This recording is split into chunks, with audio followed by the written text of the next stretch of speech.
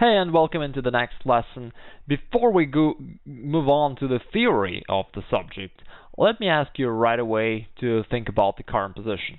Not even about this one, but on the following move. Here it was black to play. It's the game between two amateur players. Here he took the pawn, queen takes b2, taking the knight, white played queen c1. How would you play here as black? What do you think? What is your impulse? Obviously, the black's queen is attacked, and therefore black needs to do something about that. A lot of players would grab the white's queen, would trade the queens, and simply play queen takes c1. Black is a pawn up.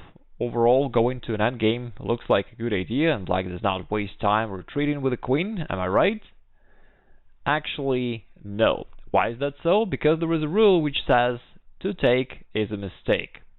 If you've been following me for quite some time, then you probably are familiar with this rule. If not, let me explain. But in either case, it will still be useful for you to keep training this rule, because one thing is to know about something, about any kind of tactical motif or strategic idea, and doing it repeatedly in your own games is actually not that easy. It's not as easy as just knowing it. You gotta keep practicing it. Anyway, let me explain the reason behind it. What do I mean by saying to take is a mistake? Let's see what happens after black captures the white's queen. As you can see, by doing that exchange, by trading the queens, black actually helps white to bring the rook into play. Previously it did nothing on a1. On c1 it's still not very active, but at least it protects the knight potentially, and anyway, it's more active than it was earlier. Therefore, by trading the queens, black does not achieve anything, but only helps white to activate his rook. Even more so, if you would compare the activity of these two pieces, the two queens, you would notice that definitely the black's queen on b2 is more active than the white's counterpart. Which means that exchanging these two pieces is in favor of white.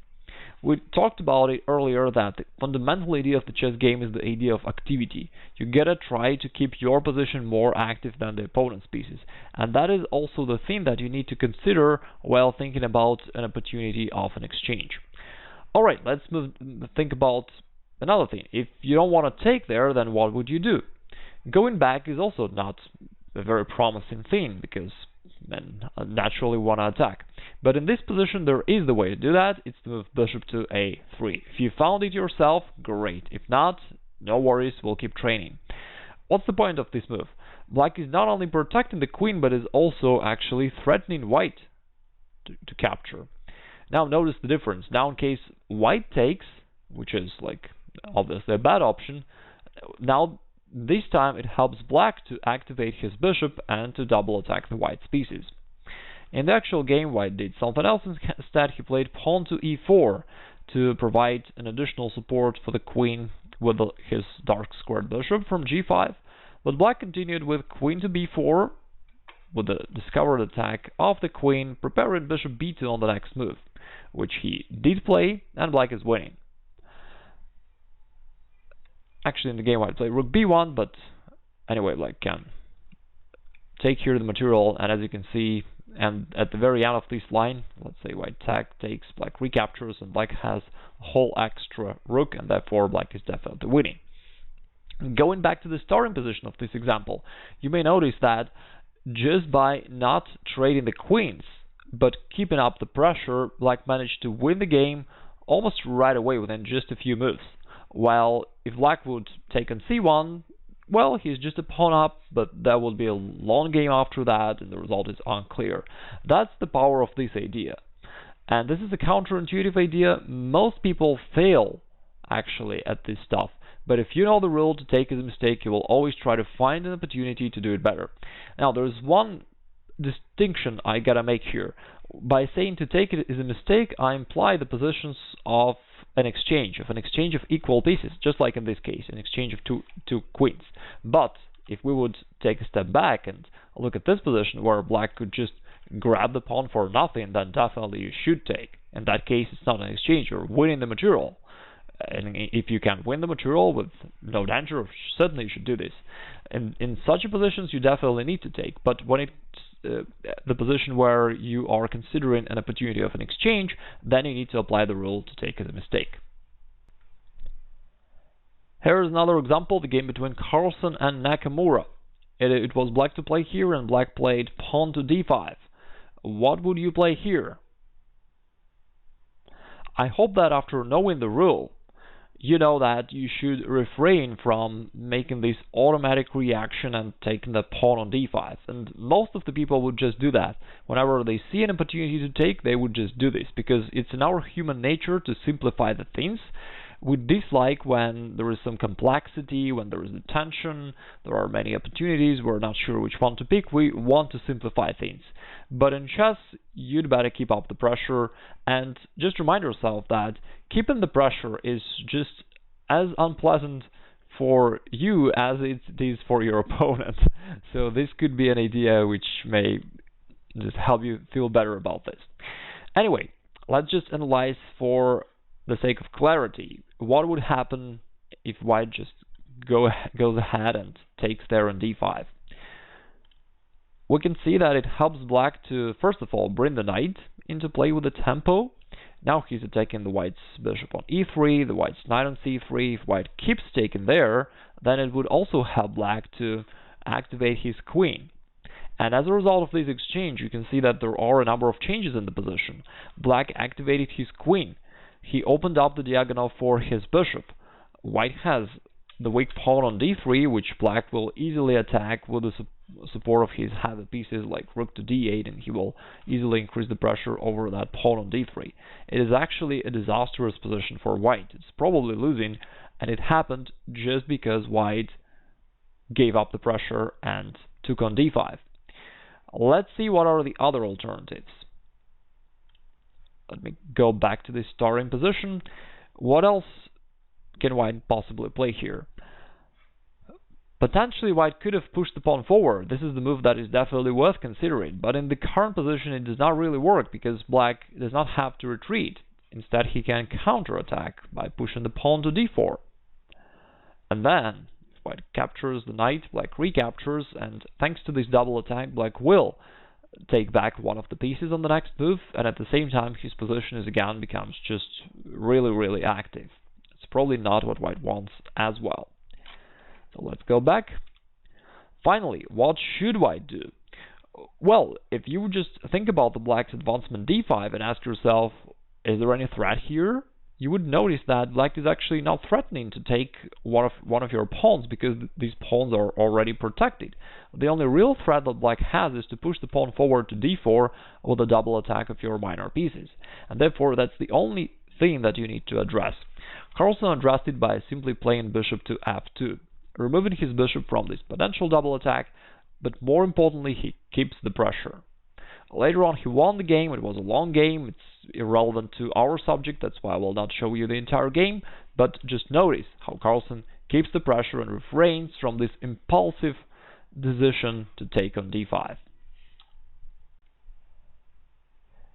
Here's one more example. This time, it's the game between Quezada and Caruana. Here's the question for you. Question of the day today is, should black take on d4? I hope that by now your first answer is no. Having said that, it does not mean that you should never take anything. Of course, you should consider these possibilities because at times it can give you some specific advantage. If that's the case, you should definitely go for that option. But if there is no particular reason, then just trading the pawns for nothing would be a mistake. If black would just trade off the pawns, for example, like this, that would already be sort of a concession for black, sort of a mistake, because let's look back at this position and notice the difference. Black is trading his pawn c5 for the white's pawn c3. The black's pawn is more advanced compared to the white's pawn, and therefore it is more active. Usually more advanced pieces are more active. Therefore, this kind of a trade is in favor of white. It gives white a little bit better situation in terms of activity. That's why just trading the pawns would be bad for black. If black would even continue this style and would even take here with a pawn, that would even help white to activate his knight, to put it in the center with the tempo. Therefore, that would be just one more mistake for black.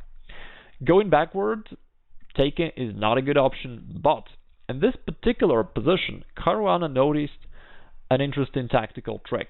He actually took there on d4 with the e-pawn, and after that, he continued with pawn to c4. He took there not for the sake of an exchange, but because he noticed that after the white's bishop retreats, he can make an interesting tactical theme, and he played pawn to c3. That was the point of trading the pawns on d4. Now, it's not really a sacrifice because white can't take the pawn. In this case, black would simply push the pawn to b2, winning the white's bishop. That's not a good option for white. And if we come back to that position, you may notice that since white cannot really capture that pawn on the next move, black would be able to push it even further on the c2, which will create for black this protected passed pawn, already one square away from the square of promotion, and therefore it will definitely be something very annoying for white. It will also take away a lot of squares in the white's position, etc., and it just gives black the positional advantage. Black can push the pawn there right away to c2, or even wait for a few more moves, if in case white cannot stop it anyway. Black can even keep the pressure there. All in all, what I wanted to illustrate by this example is that I'm not going to say that you should never even consider the opportunity to take. Sometimes there is a specific tactical benefit that you can gain out of this exchange, and in that case you still may and even should exchange pawns or pieces. In this case, that was the reason, and that's why Carlsen went for it. Just the ultimate conclusion here is that you need to calculate the lines a little bit. If you see that as a result of the exchange you can get a certain specific advantage, you should go for that. If you can win material, or if you can get a certain specific positional advantage, that's alright. You can and should trade pieces or pawns. But if it's just an exchange with no specific consequences, then you should refrain from it. And in this game, it was quite a spectacular way that Caruana took advantage of this interesting tactical trick. We'll not analyze the game until the end, but as always, you can find all the games that I'm showing you in the supplementary materials. In case you wish to see the entire game, you can do it there. Here is the last game of this lesson. This is a game between the players Voss and Boring. Not very famous players. They are 2100 rated players. It is black to play right now. And what do you think about this position? How would you play here as black? I'm just giving you a few seconds to think about it yourself, so that later on you can compare your ideas with the moves played in the game, because in that case you will actually train your skill, not just observe it passively, but you will train your skills, and therefore you will be able to use them right after watching this course. Okay, obviously you can see this tension between the two pawns, and this is something that black has to address, or otherwise white will simply grab the pawn for nothing. A lot of players would automatically take the pawn on f3, but in that case, as we already know, to take is a mistake. In case black takes the pawn there, that would only help white to bring the rook further, and we'll have a look at this line in a moment, but let's first see what was the correct continuation for black. The correct continuation definitely is to keep up the pressure. Therefore, black needs to provide an additional support for that e4 pawn, which he did by playing bishop to f5. Now, what would happen in case white takes there on e4? Similar thing. Whenever somebody releases the tension, it usually helps an opponent to move his pieces forward. In this particular case, black may take this pawn right away with the bishop, but in that case, white would be able to trade his knight for the bishop, which is generally a good thing for white. Therefore, it's possible option for black. There is nothing like terribly wrong there, but it still gives white a little bit of a positional advantage because of knight over bishop exchange.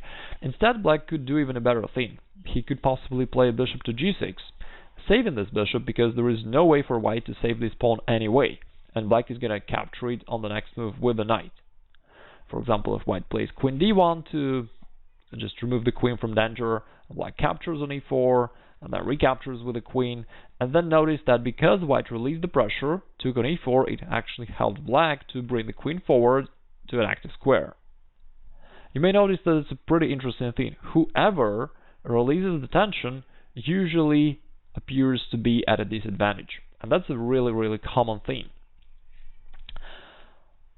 Alright, now let's see another interesting thing. So this is the correct way for black, but let's also see what would happen in case black would go into the incorrect way. Let's go back to the starting position of this example. We discussed that bishop f5 is the way to go for black, to keep up the pressure. But what if he releases the pressure? There is actually a really interesting line that could have happened here. I'm not sure, of course, if these players calculated all these lines, but it's just a really spectacular continuation. That's why I just want to share with you. Here white could took it with the rook, just like we discussed earlier. The fact that black took allows white to move forward. Now, there is an interesting tactical thing that you may notice. Because white has the queen onto c2 and the knight on g5, which are both aiming at the h7 square, white is actually threatening to grab that knight first on f6 and then to deliver a straightforward checkmate with queen takes h7. What can black do about this? Well, it looks like he should just push the knight away by playing h6. In this case, white still may grab the knight on f6. He's threatening queen h7 checkmate. Therefore, black really cannot take the rook. It would result to queen h7 checkmate. The only thing that black can do is to take back the knight. Currently, the material is equal, and white could have, of course, just moved his rook backward, which would lead to a normal position. But as I promised, there is a really amazing continuation, and a shocking one. White here has the straightforward win by playing rook to h6. Very unexpected move and quite an unusual combination, I would say. White insistently wants to play queen h7, but it looks like white is just playing the give-up chess. He's giving away the rook for nothing. But there is a reason behind it. After black captures the rook, white has queen g6 check, taking advantage of the pin with the light-scored bishop. The king has to go king h8, captures the pawn, king has to go back. Now white can, of course, play queen g6, and that will lead to a perpetual check, but there is a stronger way for white. White can just bring up more reserves. And I think that it's also quite an interesting thing here that after sacrificing an entire rook, white can continue his attack with such a simple move as rook to f1, just simply bringing more piece into the attack. And the idea is white is threatening to go rook f6, and there is really nothing black can do about it. For example, let's say he plays bishop e6 or almost any other move, white would still play rook to f6. And in the previous variations, white used advantage of the pin, and he played queen g6, but now he's threatening to take the pawn on g5. For example, something like bishop b3, white could take that pawn and then deliver a checkmate like this. Quite a spectacular line. It did not happen in the actual game. I just found it while analyzing this game for you, and I wanted to share it with you just because of such an unusual type of combination that white used here. Anyway, as the ultimate conclusion from the entire lesson, I hope that you got the point. It's pretty straightforward. To take is a mistake, and usually you gotta refrain from the first impulse to take whenever there is an opportunity to exchange things, and instead take a little bit of time to think, and if you can find a way to maintain the pressure, to keep it up, it is usually a better way to go. But if you can take and win something, if you can just win the material or something else, then you should go ahead and take it and grab the advantage whatever you can. This is the ultimate conclusion from this subject. A lot of people make tons of mistakes here. They always take, they never refrain themselves from doing that. But I hope that after this lesson you know that to take is a mistake and you will follow it in your games.